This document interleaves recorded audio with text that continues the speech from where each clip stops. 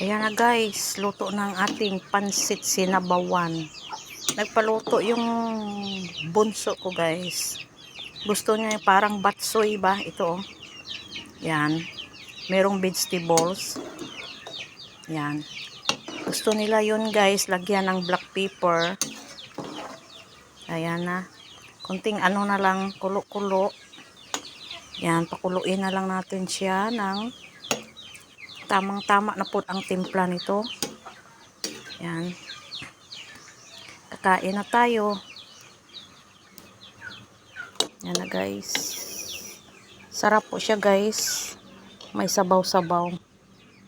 Muusok-usok. Ayan na guys. So maghukad na tayo. Luto na ang ating sinabawan na Mickey.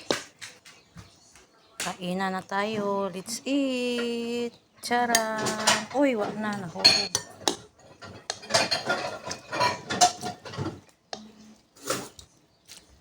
Paborito. Mga anak ko guys. Ito guys. Wait lang.